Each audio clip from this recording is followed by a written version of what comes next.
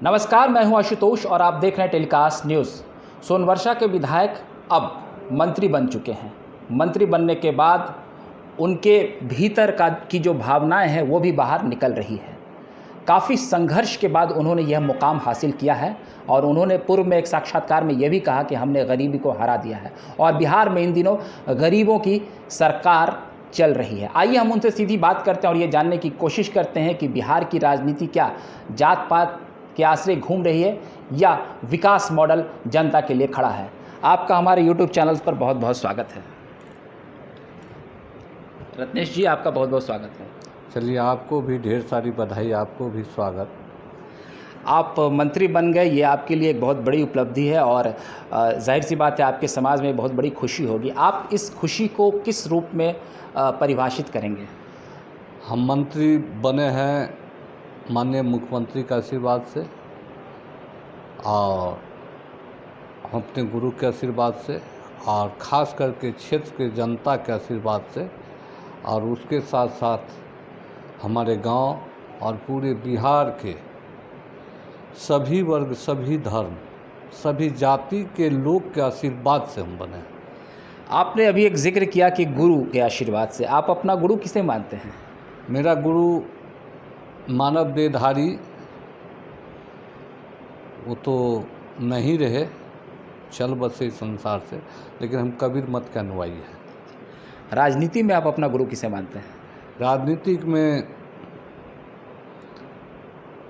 अगर हमको राजनीतिक में लाने का काम किया तो हम पहले NGO के माध्यम से समाज में जागरूकता का काम करते थे और लोक शक्ति संगठन झंझारपुर में चल रहा था। उसी समय 2003 में अमेरिका का विरोध करने के लिए हमको निमंत्रण भेजा गया झंझारपुर से। लोक शक्ति संगठन दीपक भारती जो राष्ट्रीय अध्यक्ष उनके माध्यम से, और कोको कोला का विरोध करने के लिए हम फिल्म सिटी गोरेगांव 21 दिन का वहाँ अमेरिका का विरोध किए कोको कोला का। उसके बाद 2004 में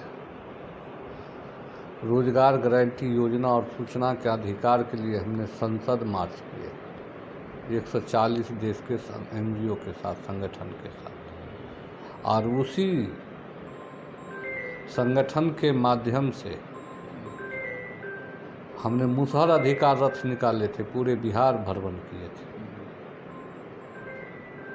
उस समय 2004 में हम रात में रुके थे बेगूसराय के डुमरी में और वहाँ के कुछ लोगों ने हमको हत्या करने का भी साजिश किया था। जो अडवाणी का रथ नहीं निकल सका और तो मुसहर अधिकार रथ निकाल रहा है, रथ में आग लगा दिया, हमको जान मारने का, लेकिन वहीं में कुछ दयालु लोग थे, हमको बचाए। तो ये घटना कब की थी? ये 2004 की थी, नवंबर की थी। तो आपने अपने समाज के अधिकार के लिए और उनके हक के लिए लंबी लड़ाई लड़ी है। पूरे लड़े, उसी का परिणाम है कि आप यहाँ तक पहुँचे हैं। जी। अभी आपने एक बयान भी हालिया दिया है कि जीतन राम मांझी ने मुसहर समाज को बर्बाद कर दिया है। आप इसे कैसे परिभाषित करेंगे? क्या कहना है आपका इस मुद्दे पर? बर्बादे ने किया, मिटा दिया। बर्बाद तो बच जाता है कुछ ना, अब मिटाने का मतलब धरती से, जैसे गांव घर में किसी को मिटाना होता है तो उसका घर सहित पर हल चला देता है। उसी प्रकार से मुसहर समाज के मान सम्मान पर हल चला दिया, मिटा दिया है, मिट्टी पलित कर दिया है। उन्होंने वो तो कह रहे हैं कि हमारे पास बहुत बड़ी ताकत है और वो 5 सीटों की मांग भी कर रहे थे और कह रहे हैं कि बिहार में मतलब दलित समुदाय के वो बड़े चेहरे के रूप में स्थापित हैं। बहुत बड़ी ताकत है, दलित समाज उसके साथ है।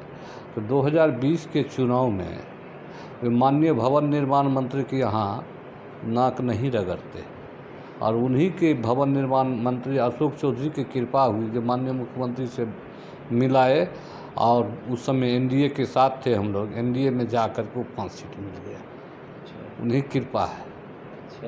जो नीतीश जी ने अपने कोटे से दिया था, 7 सीट दिया था ना? हाँ, 7 दिया, तो उसमें 4 या 5 ऐसे आया है उसका। हाँ। उनका कृपा है। अशोक चौधरी का। नीतीश कुमार जी ने उन्हें मुख्यमंत्री भी बनाया और फिर उन्होंने उनके खिलाफ ही आंदोलन छेड़ दिया, तो आप जीतन राम मांझी के चरित्र को किस रूप में परिभाषित करेंगे? आए दिन वो धर्म ग्रंथों पर भी बोलते रहते हैं, राम के अस्तित्व को भी नहीं मानते हैं। एक कबीर का वाणी है, बुरा जो देखन मैं चला, बुरा न देखा कोई, जो दिल खोया अपना मुझसा बुरा न कोई। उन्होंने उनको बिहार के मुख्यमंत्री 2014 में बिहार की जनता नहीं बनाया था, उनको बिहार के जितने भी एमएलए थे उन्हें बनाया था, कोई नहीं था उसके पक्ष में। और हमको माननीय मुख्यमंत्री और तत्कालीन राष्ट्रीय अध्यक्ष स्वर्गीय शरद यादव ने बुला कर कहे,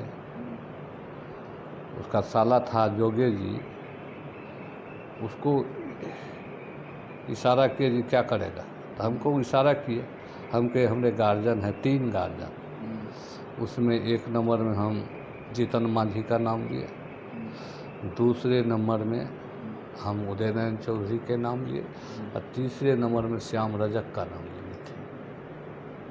लेकिन ना सुन करके हम उनसे पूछिएगा जा कर के 2 बजे रात में उसके यहाँ हम गए अकेले। उसको किसने बनाया है इस बात को आप मीडिया के लोग नहीं जानते। हम 2 बजे रात को जो गए वो आए नीचे, विधायक थे तो आना तो है ही है, 2 बजे रात को गए, आए तो उन्होंने कहा कि पूरे बिहार का ठिकरा मेरे सर पर फोड़ेगा। हम ऐसे कहे, हमारे साथ में नित्यानंद सिंह थे, हम कहे मुसहर का गिनीज बुक में नाम नहीं है मुख्यमंत्री में, आपके ऊपर पाप की पोटली ही क्यों नहीं लाद दे रहा है, लेकिन आपको मुख्यमंत्री पद का शपथ ग्रहण लेना है। तो भी वो भाग गए महाकार, तब फिर उसको बुलाया गया, बायजबरन उसको मुख्यमंत्री बनाया गया। और जब मुख्यमंत्री बनाया तो जो शीर्ष लोग थे, जो दलित महादलित अति पिछड़ा के लोग को गद्दी शीर्ष पद पर नहीं देखना चाहते हैं, वही लोग उसको डाइवर्ट किया। तब उसका बयान वो हो गया, डॉक्टर के हाथ काट लो, डॉक्टर जितने भी अफसर है उसकी पत्नी गड़बड़ है, इस तरह का बयान सुने हैं आप लोग। एक मुख्यमंत्री को इस तरह का बयान देना कितनी शर्म की बात है। इस तरह का लोग है वो। अब अच्छा, मांझी जी बोल रहे हैं कि अशोक चौधरी, मांझी जी नहीं, उनकी पार्टी बोल रही है, पार्टी कई नेता, कि अशोक चौधरी जी को भी अब नीतीश जी निकालेंगे और दलितों को अपमानित किया जा रहा है। और उन्होंने ये भी आप पर भी आरोप लगाया है आज प्रेस कॉन्फ्रेंस करके कि आपको झुकाया जा रहा है, आप चरण वंदन कर रहे थे अपने से छोटे उम्र के लोगों की। इस बात में कितनी सच्चाई है, आप बताइए। के है हमसे छोटे उम्र के? तेजस्वी जी के बारे में कह रहा था कि आप उनके पैर जी के सामने में हम गले मिले हैं, चरण वंदन नहीं किए हैं, हाथ मिलाए हैं। क्या है, छोटे को आदर करना, हमसे उम्र का छोटे है उसको आदर करे, कि उसको तिरस्कार करे। देखिए, किसी तरह का भ्रम नहीं फैलाइए। खुद रत्नेश जी बोल रहे हैं कि उन्होंने गले लगाया है, कोई चरण वंदन नहीं किया गया है। अच्छा, और रत्नेश जी ये भी कह रहे हैं कि मांझी जी नाक रगड़ने आए थे अशोक चौधरी के पास, तो उन पर भी आरोप लगा रहे हैं, है ना? खुलेआम हम उसको देखे हैं, अपने आँख से देखे हैं, कितने 10 बजे रात तक बैठल रहते थे। अब चलिए, अभी सब बात हटा दी जाए, आप तो अब मंत्री बन गए, कैबिनेट का हिस्सा हो गए, अब तो आपसे एकदम, आपके पास भी पावर है। आप एक सवाल का जवाब दीजिए कि 23 तारीख के पहले क्यों ये सब हो गया? 23 तारीख को बैठक हो जाता, उसके बाद भी मांझी जी के पार्टी पे ये हो सकता था, एक्शन लिया जा सकता था, या सीएम साहब ने तो खुद कह दिया कि हमने तो उनको हटाया, बोल दिया कि भाई आप विलय करिए थोड़े। ये 23 तारीख के पहले ऐसा क्यों हो रहा? मांझी जी कह रहे हैं कि नीतीश जी फिर एनडीए में जाएंगे, बीजेपी से संपर्क हो रहा है, क्या है इस बात का मतलब? 23 तारीख से पहले इसलिए ऐसा हुआ कि उस 23 तारीख में उसको गठबंधन का हिस्सा मात्र 6 दल का एंट्री था, इसलिए नहीं रखा जा रहा था। वह बीजेपी के लोगों को सारी बात का, और हमको इससे साबित होता है बीजेपी के एजेंट है। तो ये आपने सुना, घर का भेदी लंका ढाए, तो रत्नेश जी पूरे आक्रामक मूड में थे और उन्होंने जीतन राम मांझी के बारे में कई राज भी खोले और उन्होंने कहा कि किस तरीके से वो नीतीश जी के आगे पीछे हुआ करते थे और उनका जनाधार नहीं है बिहार के अंदर, और उन्होंने मुसहर समाज को बर्बाद ही नहीं मतलब मटिया मलेत करने का काम किया है। बहरहाल आपको हमारा ये वीडियो अच्छा लगा हो तो कृपया कर आप इसे प्यार दे दें। अगली बार हम फिर एक नए वीडियो के साथ हाजिर रहेंगे, तब तक के लिए आप हमें इजाज़त दीजिए। बहुत बहुत धन्यवाद।